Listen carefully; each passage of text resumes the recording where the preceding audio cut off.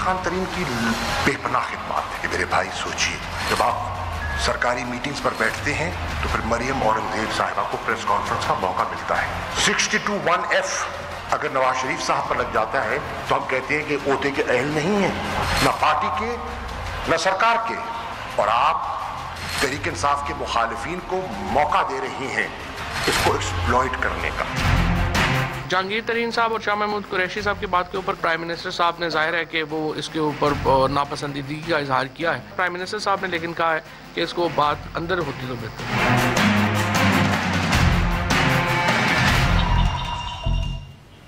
Welcome to news wise, मैं हूं आरिफा नूर। आज सबसे पहले हम बात करेंगे पाकिस्तान तहरीक इंसाफ और उसकी जो अंदरूनी जंगें हैं ख़त्म होने का नाम नहीं ले रही और ख़बरों की जीनत बनती जा रही है। शाह महमूद कुरैशी साहब ने अगले दिन प्रेस कॉन्फ्रेंस में जहांगीर तरीन साहब के ऊपर तनकीद की और कहा कि उनको कैबिनेट मीटिंग्स में नहीं बैठना चाहिए, जिससे अपोजिशन को तनकीद करने का मौका मिलता है हुकूमत पे। इस पे जवाबी ट्वीट आया जहांगीर तरीन साहब का और बात जो थी आज कैबिनेट इजलास तक पहुँच गई। इंफॉर्मेशन मिनिस्टर फवाद चौधरी के बकौल इमरान खान साहब ने नापसंदीदगी का इजहार किया इस सारे वाक़े के ऊपर और उन्होंने इंस्ट्रक्शंस दी हैं कि अब इस तरह की जो इंटरनल रैंगलिंग है वो नहीं होनी चाहिए या पब्लिक में एटलीस्ट नहीं आनी चाहिए।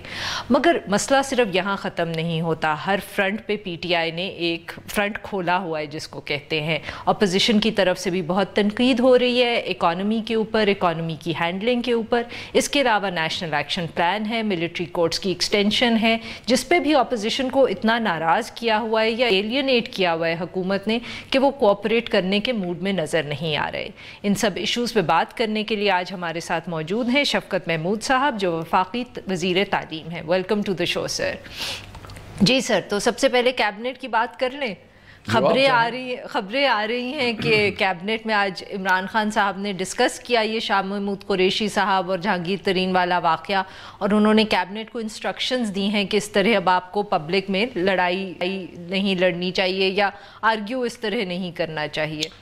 यकीनन अगर कोई ऐसा वाक़या अखबारात में आता है या मीडिया में आता है तो अखबारात में तो सर इसलिए आया ना क्योंकि मैं वो कह रहा हूँ कि जब आता है तो फिर ऑब्वियसली प्राइम मिनिस्टर ने उसका नोटिस भी लिया और एक पार्टी लीडर के लिए इख्तलाफात यकीनन कोई खुशाइंद ख़बर तो नहीं होती। लेकिन मैं ये ज़रूर कहूँगा कि जितनी भी बड़ी जमातें हैं उनमें हमेशा कुछ ना कुछ इख्तलाफात मुख्तलिफ मुकातब फ़िक्र के लोग होते हैं। ये कोई इतनी अनहोनी बात नहीं है। मैं पीपल्स पार्टी में किसी ज़माने में था तो वहाँ पर भी इसी तरह मुख्तलिफ मुकातब फ़िक्र थे, कोई आप कह सकते हैं कुछ ग्रुप्स भी थे। यहाँ पे हमारा ग्रुप नहीं है, कुछ सोच का फ़र्क है और वो क्योंकि पब्लिक में आ गया तो इसलिए वो ज़्यादा उसका एक सर दो चीज़ें हैं, तशहीर ज़्यादा होती है। हाँ, आप दो चीज़ें आप बिल्कुल सही कहते हैं कि हर पार्टी में होता है, पॉलिटिक्स का हिस्सा है कि डिफरेंट थिंकिंग होगी, डिफरेंट व्यूज़ होंगे, वो सब होगा। मगर पीटीआई की हुकूमत के अंदर जितनी पब्लिकली ये डिफरेंस ऑफ ओपिनियन सामने आता है वो पहले हमने कभी नहीं देखा। इससे पहले फवाद चौधरी साहब और नईमुल हक साहब ने भी मतलब कि बाकायदा जंग ही हम कह सकते हैं ट्विटर पे की, एक दूसरे के वो जवाब देते रहे और सख्त ट्वीट्स करते रहे। अब ये दूसरा वाक़या है तो इमरान खान साहब को अगर बात पसंद नहीं है तो ये रुक क्यों नहीं रहे? हम ये तो नहीं कहते कि आप लोग आर्ग्यू मत करें एक दूसरे से, मगर ये जो पब्लिक हर दफ़े बात हो जाती है और इसीलिए लोगों को ये कहने का मौका मिलता है कि शायद इमरान खान साहब इनकरेज करते हैं इस तरह की डिसएग्रीमेंट्स को। नहीं, बिल्कुल नहीं। मुझे आप बताएं कि कोई भी टीम लीडर होगा वो क्या चाहेगा कि टीम इकट्ठी होके किसी गेम में ना जाए या किसी जंग में ना जाए या किसी महाज पे ना जाए? तो टीम लीडर जो है वो तो कभी भी नहीं चाहेगा कि किसी किस्म तो सर फिर ये जब वो एज आई सेड कि नईमुल हक साहब और फवाद चौधरी का वाकया हुआ उसके बाद अगर रोकना होता तो तब रोक लेते वजीर आजम साहब। अब दूसरा वाकया हो गया। ये कोई अच्छी बात तो नहीं किसी जमात के लिए कि जो उसके अंदरूनी एक इख्तलाफात तो नहीं, मैं कहूँगा सोच के ज़ाविये हैं, वो अगर पब्लिक में आना शुरू हो जाए तो कोई अच्छी बात तो नहीं होती। लेकिन मैं ये ज़रूर कहूँगा कि ये आते हैं, हमेशा आते हैं, ये हमेशा रहते हैं, आते नहीं हैं, हमेशा रहते हैं। हम डिफरेंसेस की बात नहीं कर रहे, हम पब्लिक होने की बात कर रहे हैं। ऑब्वियसली वज़ीर आज़म ने इस चीज़ का नोटिस भी लिया है और उम्मीद है कि اول تو اختلافات ہوں گے نہیں، اور اگر کبھی کسی چیز پہ ہوتے بھی ہیں تو وہ ہمارے ایک گھر کا معاملہ ہے، ہم ساری ایک فیملی ہیں.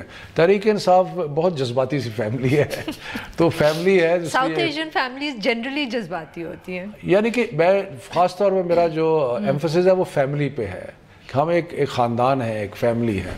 فیملی کے اندر اس طرح پریس کانفرنس کی جاتی ہے کہ ان کو میٹنگز نہیں اٹینڈ کرنی چاہیے، اور پھر وہ، اور آج وزیر اعظم صاحب کو یہ کہنا پڑا ہے کہ یہ ان کی مرضی ہے کہ کون کیبنٹ میٹنگ اٹینڈ کرتا ہے کہ نہیں. یہ ایسی کوئی میرا خیال ہے آپ کو کچھ ایگزیجریٹلی لوگوں نے خبر دی ہے. اچھا. لیکن مطلب ہے کہ نوٹس تو ڈیفینیٹلی لیا انہوں نے اس بات کا، اور کس چیز کا نوٹس انہوں نے خواہش کہ بھئی یہ پبلک میں بجائے اس کے کہ ہمارے اچھے کاموں کی خبریں آئیں، کوئی ایسی خبر آ رہی ہے جس سے ظاہر ہوتا ہے کہ پارٹی کے اندر کوئی اختلاف ہیں، تو یہ تو پرائم منسٹر کے لیے، کسی بھی لیڈر کے لیے کوئی اچھی بات تو نہیں ہے. سر اس سے ایک امپریشن جو جا رہا ہے نا لوگوں میں، وہ یہ بھی جا رہا ہے کہ وزیر اعظم صاحب فیصلہ نہیں کر پا سکتے. اب اگر میں یہی فواد چودھری صاحب کا اگزامپل آپ کو دوں، انہوں نے پبلکلی اتنا 2-3 دفعے سے زیادہ وہ کہہ چکے ہیں کہ ان کے اختلافات ہیں on the way the information ministry is being run P T V کے حوالے سے، اور وہ اس طرح نہیں، اور یہ کہ انہوں نے وزیر اعظم صاحب کو کہہ دیا ہے کہ وہ اس طرح منسٹری نہیں چلا سکتے. اب اس سے امپریشن یہ ملتا ہے کہ جیسے ایک منسٹر نے وزیر اعظم صاحب کو الٹیمیٹم دیا ہوا ہے، اب وزیر اعظم صاحب فیصلہ کیوں نہیں کر لیتے اس کا؟ نہیں میرا خیال ہے کہ آپ نے اس کو پتہ نہیں کھینچ کھانچ کے کہاں لے گئے کہ جی فیصلہ نہیں. وہ ٹی وی پہ آ کے اگر 4 دفعے وزیر کہتا ہے کہ میں نے وزیر اعظم کو کہا ہے کہ اس طرح میں منسٹری نہیں چلا سکتا. دیکھیں پارٹی لیڈر کی حیثیت ایک شفیق باپ کی ہوتی ہے، اور جو شفیق باپ ہوتا ہے وہ ضروری نہیں ہے کہ ہر وقت ہاتھ میں کوئی چھڑی پکڑی ہو اور ایسی کوئی بات ہو، لیکن وہ سمجھاتے ہیں، وہ پیار سے کہتے ہیں. اور عمران خان جو لوگ ان کو نہیں جانتے، وہ ایک انتہائی شفیق انسان ہے، اور وہ اپنے ساتھیوں کے ساتھ ہو جاتے ہیں کبھی ان کے اپنے ساتھیوں کے ساتھ کبھی کبھی سپوائل بھی ہو جاتے ہیں. لیکن میں یہ سمجھتا ہوں کہ وہ جس قسم کی کوئی ہم کوئی فوجی طریقہ کار نہیں ہے، یا کہ جی ایک ہوا تو چارج شیٹ ہوا، یا کوئی ہم اس قسم کی کوئی بیوروکریٹک آرگنائزیشن نہیں ہے. ڈسپلن کم ہے. نہیں دیکھیں ڈسپلن پولیٹیکل پارٹیز کے اندر اس قسم کا ڈسپلن نہیں ہو سکتا جس قسم کا جو عسکری تنظیموں میں یا بیوروکریسی میں ہوتا ہے، اس طرح کا نہیں ہوتا. اور یہ سارے لوگ الیکٹڈ لوگ ہیں، اپنے اپنے ایک ان کی حیثیت ہے، تو اختلاف رائے ہو بھی جاتا ہے. تو اس کو صرف اس میں اگر اور کوئی ایسی چیز انہونی نہیں ہے سوائے اس کے کہ وہ پبلک میں جب آتا ہے تو ایک تاثر اچھا نہیں جاتا. جی اب we have to take a short break. جی ناظرین یہاں لیں گے ایک چھوٹا سا بریک، اور جب ہم بریک سے واپس آئیں گے تو شفقت محمود صاحب سے گفتگو جاری رہے گی. اسٹے ود اس.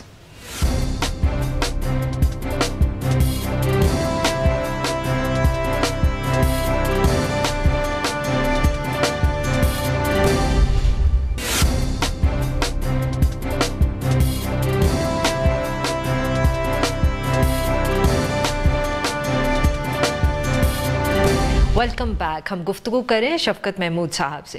جی سر، آپ کی لڑائیاں تو ایک طرف، مگر اکانومی بھی لگتا ہے آپ کی کنٹرول میں نہیں آ رہے. اختلاف رائے کو لڑائی کا نام نہ دیں. اختلاف رائے یا جو نہیں، اختلاف رائے تب تک ہے جب تک آپ کے اندر ہے، جب باہر آئے گی تو لڑائی ہوگی. بٹ اب آپ یہ بتائیں کہ اکانومی کی ہینڈلنگ کے حوالے سے بہت تنقید ہو رہی ہے، اور اب تو وہاں بھی خبریں آ رہی ہیں کہ کیبنٹ میٹنگز کے اندر بھی اسد عمر صاحب جو ہے وہ اکیلے پڑ گئے ہیں، کوئی ان کو سپورٹ کرنے کو تیار نہیں ہے آن دا ڈیفیکلٹ ڈیسیجنز، بیکاز سب گھبرائے ہوئے ہیں کہ اتنا زیادہ تنقید ہو رہی ہے اس وقت. نہیں ہم سب اسد عمر کے ساتھ ہیں.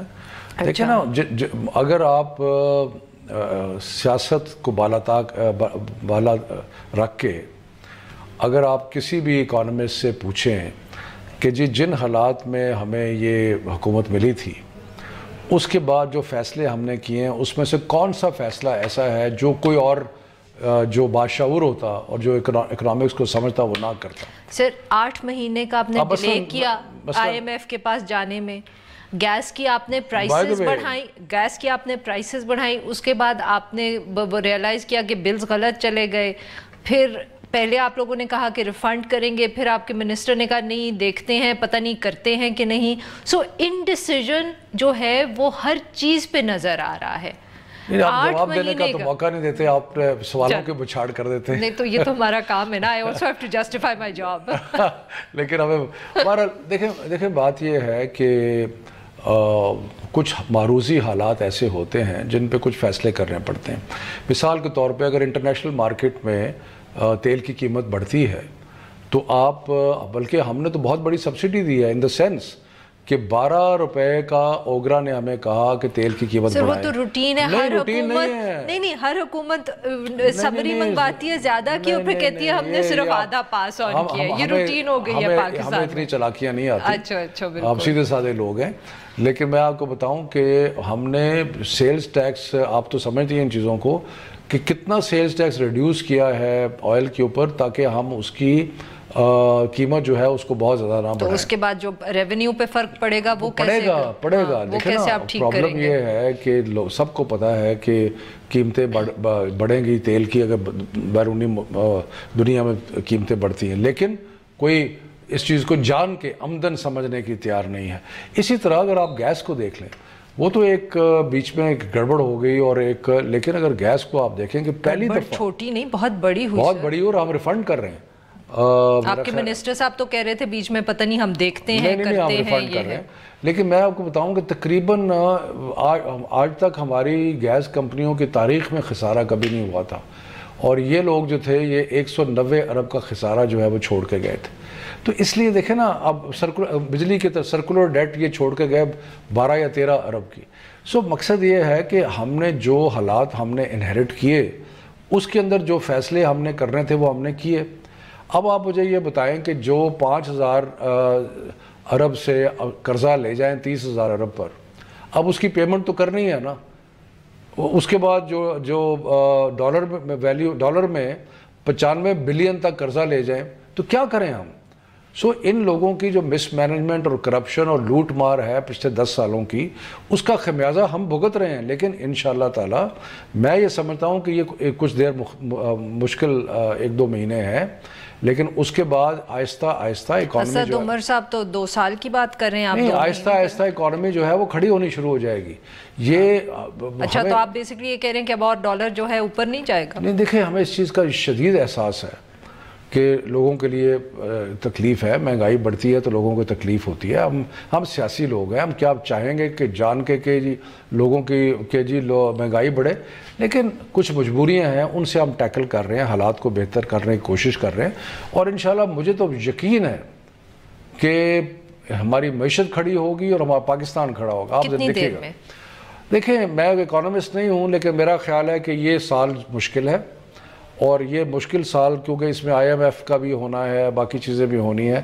لیکن جب یہ سال گزر جائے گا تو آہستہ آہستہ ہم بالکل اپنے پیروں پہ کھڑے ہو جائیں. 2020 میرا خیال ہے 2020 میں سبسٹینشل ڈفرنس. شفقت صاحب کیبنٹ ری شفل کی باتیں ہو رہی ہیں آج کل، ہونے والی ہے؟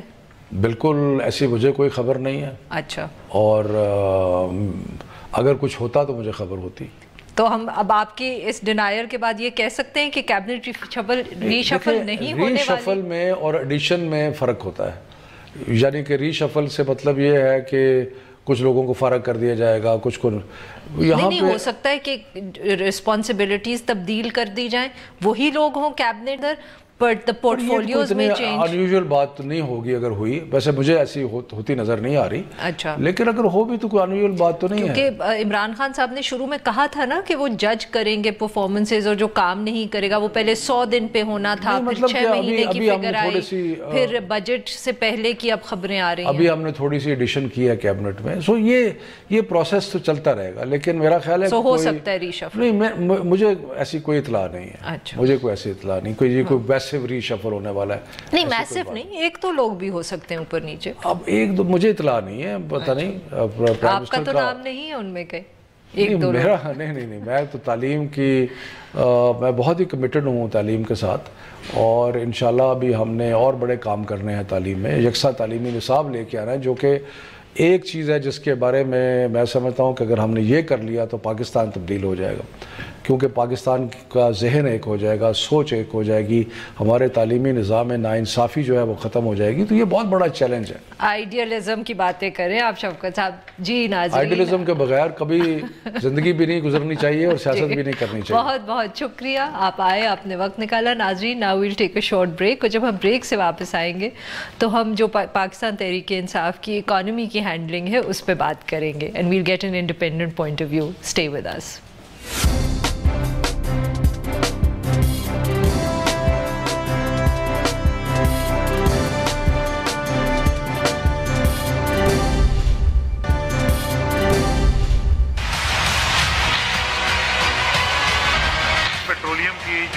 چینج ہے وہ تو آئی ایم ایف کے ایگریمنٹ کے بالکل اپوزٹ ہے. انٹرنیشنل پرائسز بڑی, ڈوگرا نے کہا کہ جی ٹیکس ریٹ کے مطابق جو ہے 11 روپے کچھ قیمت بڑھ جانی چاہیے. اس کا پورا بوجھ ہم عوام کے اوپر نہیں ڈالنا چاہتے تھے. جو جی ایس ٹی ہے پہلے 8 مہینے میں اس 10.7% کے قریب اوسطاً رہا ہے, جبکہ وہ پچھلے سال 17% کے قریب تھا. ہم نے 6 روپے صرف بڑھائی, تو کیسے بڑھائی؟ ہم نے اپنا ٹیکس کم کر دیا. اس میں تو کوئی شک ہی نہیں کہ مہنگائی ہے. جو اس دفعہ کا بحران تھا 2013, اس کا اشیر بھی نہیں تھا اس بحران کا. آپ ان کی حکومت آنے کے 6-8 مہینے کے بعد کے انفلیشن کے نمبر دیکھ لیں اور ہمارے افراط زر کے نمبر دیکھ لیں, ہمارے آج بھی اس سے کم ہیں. Welcome back. اب ہم بات کریں گے پاکستان کی جو اس وقت اکنامک صورتحال ہے. یہ اکنامک کرائسس کچھ ایسا ہے کہ لگتا ہے کہ ختم ہونے کا نام نہیں لے رہا, یا اور ساتھ میں جب تک وہ اکنامک کرائسس ہے تو جو نیوز ہیڈ لائنز ہیں اس حوالے سے وہ بھی ختم ہونے کا نام نہیں لے رہے. اب پچھلے دنوں میں اسد عمر صاحب پہ بہت تنقید ہوئی کیونکہ پیٹرولیم پرائسز بڑھا دی گئی ہیں. انہوں نے اس کو ڈیفینڈ کرنے کی کوشش کی یہ کہہ کے کہ انٹرنیشنلی اس وقت آئل پرائسز جو ہے بڑھی ہوئی ہیں, مگر میڈیا سے بھی اور اپوزیشن سے بھی ان پہ بہت تنقید ہوئی. اسد عمر صاحب نے ساتھ میں یہ بھی کہا کہ 2 سال بہت سخت گزریں گے, اس کے بعد ہی امید کی جا سکتی ہے کہ سچویشن بہتر ہوگی. وہ 2 سال جو سخت گزریں گے اس کا انڈیکیشن تو اس سے مل گئی ہے کہ جو اس وقت کنزیومر پرائس انڈیکس آیا ہے وہ پچھلے 5 سال میں بلند ترین سطح پر ہے. جو اسٹیٹسٹکس ڈویژن ہے اس کے مطابق مارچ 2019 کا جو سی پی آئی ہے وہ 9.4% ریکارڈ کیا گیا ہے, جو 2014 کے بعد سے سب سے بلند انڈیکس ہے جو ریکارڈ کیا گیا ہے. ان سب ایشوز پہ بات کرنے کے لیے آج ہمارے ساتھ موجود ہیں ڈاکٹر عابد سلیری جو سربراہ ہیں ایس ڈی پی آئی کے. ویلکم ٹو دا شو سر. سر, پہلے تو اسد عمر صاحب اور یہ حکومت ہمیں بتاتی تھی کہ 6 مہینے میں وہ پاور میں آئیں گے تو 6 مہینے کے اندر سچویشن سنبھال لیں گے. اب اسد عمر صاحب کہہ رہے ہیں کہ 2 سال لگیں گے. بٹ ریئلسٹک فگر کیا ہے؟ ڈو یو تھنک کہ جس طرح اس وقت حکومت اس اکنامک کرائسس کو ہینڈل کر رہی ہے وہ 2 سال میں اس کو سنبھال پائیں گے سچویشن کو؟ دیکھیے, آپ کا موجودہ صورتحال جو ہے یہ جتنی پریشان کن اور تکلیف دہ عوام کے لیے ہے اتنی ہی یقیناً یہ ایک الیکٹڈ گورنمنٹ کے لیے ہے, چونکہ روز بروز جو یہ نان پاپولر ڈیسیژنز لے رہے ہوں گے, الیکٹڈ گورنمنٹ اپنا پولیٹیکل کیپٹل لوز کر رہی ہوتی ہے, اور بیچ میں جا کے پھر یہ ٹینڈنسی آ جاتی ہے کہ اس سے تو بہتر ہے کہ بزنس ایز یوزول جو ہے وہ چلنے دیا جائے, ایشوز جو ہیں ان کو پولیٹیکل ول ختم ہو جاتی ہے, اس کو چھپا دیا جائے. لیکن اگر موجودہ حکومت کنسسٹنٹلی یہ جو اسٹرکچرل پرابلم تھیں ان کو دور کرنے میں اسد عمر اور ان کی ٹیم کامیاب رہے تو پھر یقینی طور پہ 2 سال کے بعد آپ ایک ٹرن اراؤنڈ ہوتا ہوا دیکھیں گے. آج ایک اسلام آباد میں ڈاکٹر حفیظ پاشا صاحب کی بڑی اچھی کتاب کی لانچ تھی جو کہ گروتھ اور انیکویلٹی پہ تھی. انہوں نے پچھلے 10 سال کی اقتصادی پالیسیز کا احاطہ کیا ہوا تھا, اور اس میں یعنی یہ میری یا حکومت کی یا کسی اور کی نہیں, یہ ڈاکٹر حفیظ پاشا کی ریسرچ بیسڈ جو اس کی چند چیزیں تھیں جس میں ان کا خیال تھا کہ ایک بہت بڑی مسٹیک جو تھی, انہوں نے بہت بڑا اپریشیٹ کیا پی ایم ایل این کی پالیسیز کو ایز فار ایز الیکٹریسٹی کی جو پروویژن ہے وہ بہتر ہو گئی ہے, انفراسٹرکچر بہتر ہو گیا سی پیک پہ. لیکن جو 2-4 چیزیں انہوں نے کرٹیسائز کی ہے اس میں ان کا خیال تھا کہ جو روپے کو اوور ویلیو کرنا تھا یہ ایک بہت بڑی مسٹیک تھی. اس کی وجہ سے انہوں نے جو ٹرم یوز کی اور جو اکانومی کے اسٹوڈنٹ ہے وہ اس کو سمجھ سکے, انہوں نے کہا جی یہ ایک بڑی ریئر ڈچ ڈیزیز جو ہے اس کی شکار ہوگی پاکستان کی اکانومی, جس میں گروتھ بھی نہیں ہوتی اور انفلیشن بھی بڑھتی چلی جا رہی ہے جو اس وقت سچویشن ہے. تو وہ جو آئی ایم ایف کے اس وقت فگرز ہیں کہ $24 بلین جو ہے وہ اسٹیٹ بینک نے پہلے 4 سالوں میں اپنا سیل کیا اوپن مارکیٹ میں صرف روپے کو 102 پہ رکھنے کے لیے، تو بہت سی چیزیں اس کا خمیازہ بھگتنا پڑ رہا ہے۔ پھر انہوں نے اس بات کی طرف بھی اشارہ کیا کہ جو پچھلے 3 سالوں میں جو جی ڈی پی گروتھ کا ریٹ بتایا جاتا تھا that was significantly over stated, تو انہوں نے یہ نہیں کہا کہ معمولی اضافہ تھا، انہوں نے لفظ استعمال کیا ہے سگنیفیکنٹلی اوور اسٹیٹڈ۔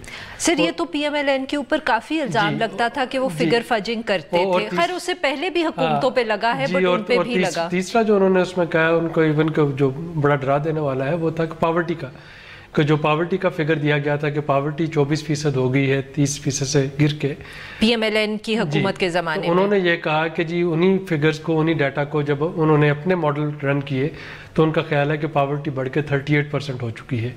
اچھا کم نہیں ہوئی تھی، پی ایم ایل این کے زمانے میں بڑھی تھی، لیکن تو بات کہنا یہ ہے کہ کسی نہ کسی حکومت کو یہ اسٹرکچرل پرابلم جو ہیں یہ ایڈریس کرنے ہیں۔ اسد عمر اور ان کی ٹیم اگر یہ کر جاتے ہیں ان اسٹرکچر پرابلم کو، جو کہ ڈیفینیٹلی دوز آر پین افلکٹنگ، وہ تکلیف دہ ہوں گے، لیکن کم از کم اکانومی کی بنیاد درست ہو جائے گی۔ پچھلے 5 سالوں میں اب دیکھیے نا، آپ کوئی بھی بجٹ بک اٹھا کے دیکھ لیں آپ کو انرجی سرکولر ڈیٹ نہیں نظر آتا۔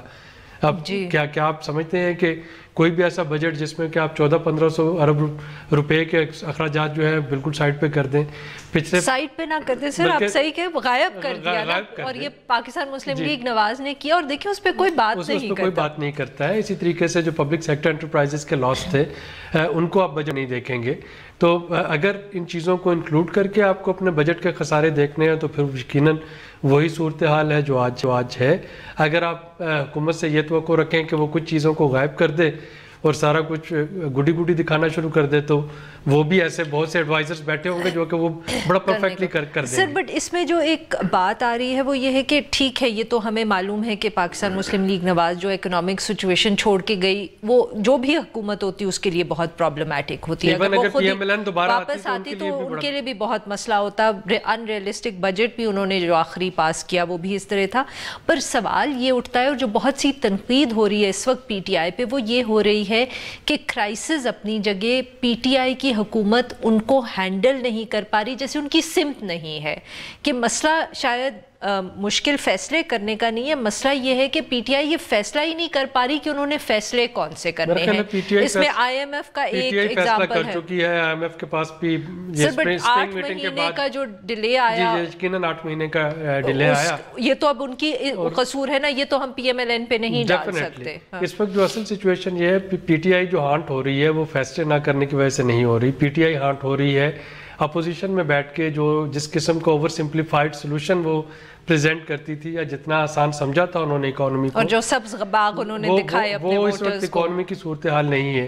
اس کی انالوجی میں یوں ہی دیا کرتا ہوں کہ جب آپ اپنے گھر میں ریپیئر کے لیے ایک دفعہ میسنز کو بلا لیتے ہیں تو آپ کا خیال ہوتا ہے کہ صرف باتھ روم کی ٹائل جو ہے وہ ٹھیک کروانی ہے، اور 6 مہینے بعد پتہ چلتا ہے کہ آپ کا آدھا گھر ادڑ چکا ہے، اور جب تک آپ کی جیب سے پیسے ختم نہیں ہو جاتے میسن گھر سے نہیں نکلتا، کیونکہ آپ نے اپنی پرابلم کو بہت انڈر اسٹیمیٹ کیا ہوتا ہے۔ بٹ سر اس کے اندر ڈر یہ بھی ہوتا ہے کہ پیسے ختم ہو جائیں گے، وہ گھر سے نکل جائے گا، بٹ گھر ہے وہ کام وہیں کا وہیں رہ جائے گا۔ تو یہ نہ ہو کہ پی ٹی آئی کی حکومت بھی یہ کرے ہمارے ساتھ۔ کہہ رہا ہوں کہ اگر پی ٹی آئی کنسسٹنٹلی جو کر رہی ہے وہ کرتی رہے، یعنی ان کو صرف اس کے ساتھ جو چیز کرنی ہے، اور شاید اس کی تھوڑی سی انہوں نے ابتدا کر بھی دی، ایک تو انہوں نے یہ کلیریفائی کیا ہے کہ بے نظیر انکم سپورٹ پروگرام کا نام چینج کرنے کا ارادہ نہیں ہے، دوسرا انہوں نے یہ کہا ہے کہ ایک نئی ڈویژن بنا دی جائے گی سوشل سیفٹی اور پاورٹی ایلیویشن کی، وہ بہت ضروری ہے، چونکہ ان تمام جو اقدامات ہیں ان سے جو لوئر مڈل کلاس جو سیگمنٹ آف سوسائٹی ہے اس کو محفوظ رکھنا وہ اس وقت پی ٹی آئی کی پرائورٹی ہونی چاہیے، and they make more than 50% of our population.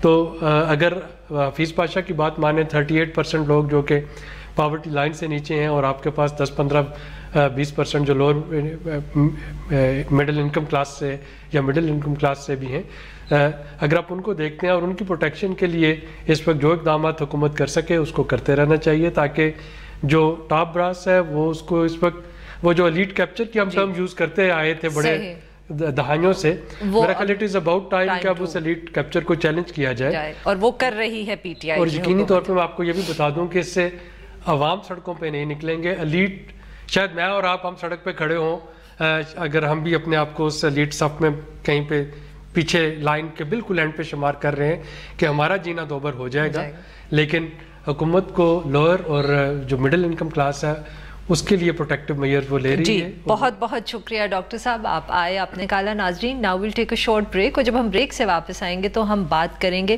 Model courts کی جو سپیریئر جوڈیشری کی سپرویژن کے نیچے 116 ڈسٹرکٹس میں کل سے انہوں نے کام کرنا شروع کر دیا. اسٹے ود اس.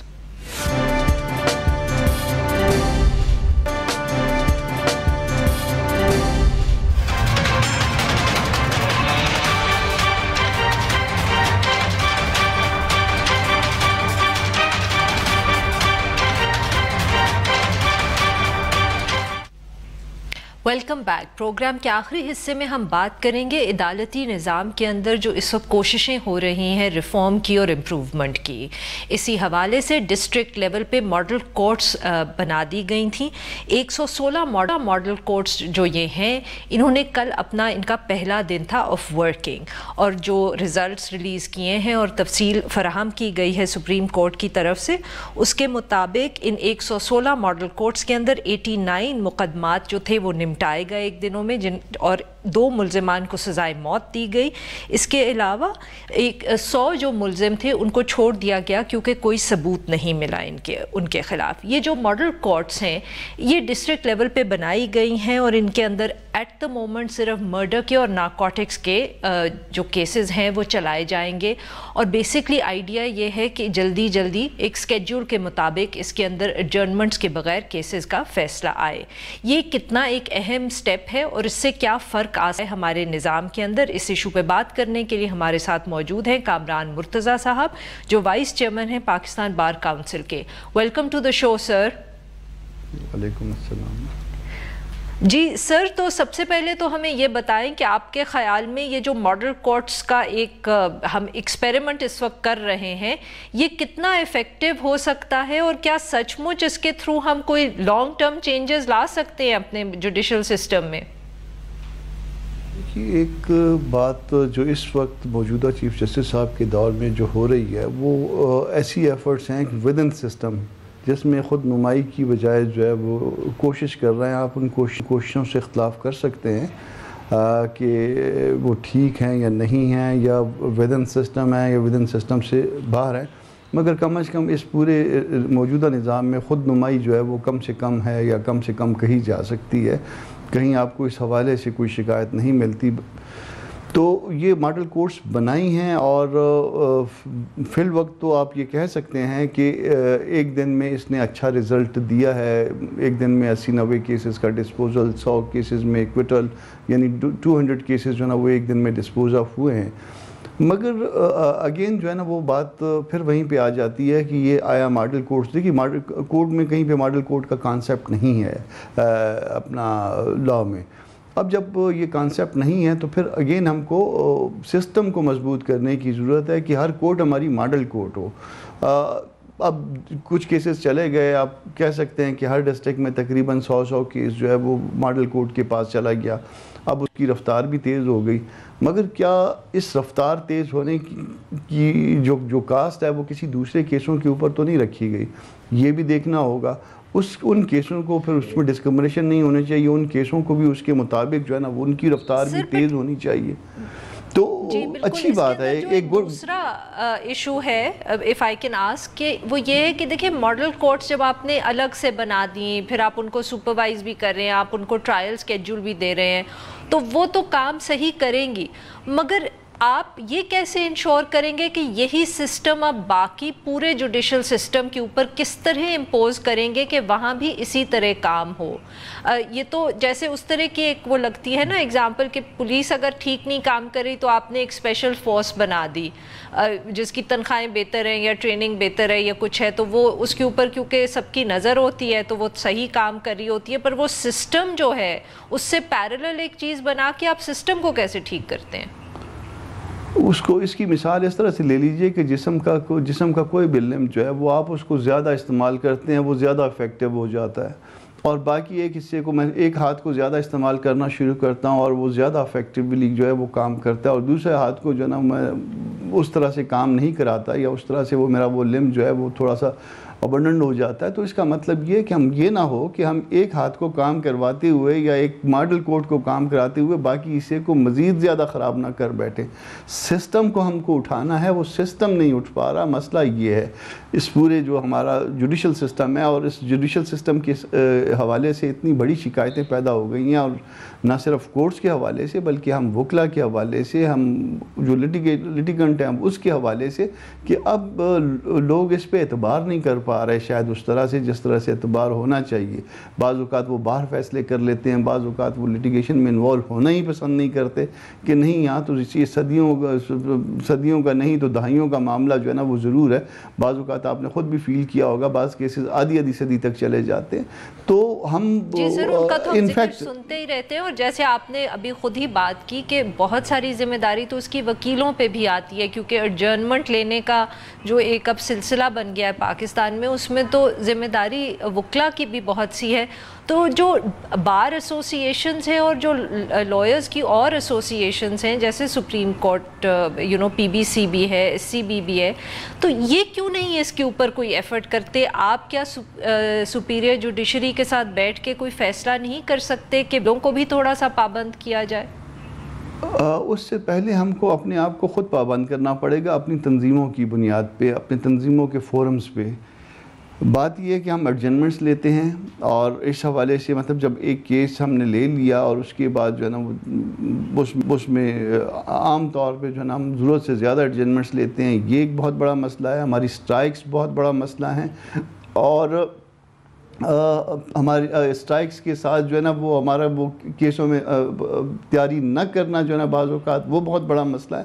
تو یہ چیزیں جو ہے نا ہم کو اس بات پہ اب فیصلہ کرنا ہوگا کہ اب ہم اس سسٹم کی بقا کی خاطر, اپنی بقا کی خاطر, یا اس ملک کے ایک وہ ہے اس کو جس کو ستون کہہ سکتے ہیں, عدلیہ ایک ستون ہے اس ملک کی, اس کا اس ریاست کا, اس ستون کی بقا کی خاطر جو ہے نا ہم کو یہ فیصلہ کرنا ہوگا کہ جو خرامیاں کم از کم ہم میں اپنے میں ان اپنے والی خرابیوں کو ہم دور کریں, تاکہ پھر ہم دوسروں کے حوالے سے, عدالتوں کے حوالے سے گلہ کر پائیں, ہم دوسروں کے حوالے سے, گورنمنٹ کے حوالے سے گلہ کر پائیں. تو وہ ہم اپنی خرابیاں جو ہے نا وہ جس دن دور کر لیں گے تو میرا خیال ہے کہ اس دن جو ہے نا 1/3 جو ہے وہ ٹھیک ہو جائے گا معاملہ. بہت بہت شکریہ کامران صاحب, آپ نے وقت اور ہم سے بات کی. ناظرین آج کے لیے بس اتنا ہی. We'll be back tomorrow at the same time.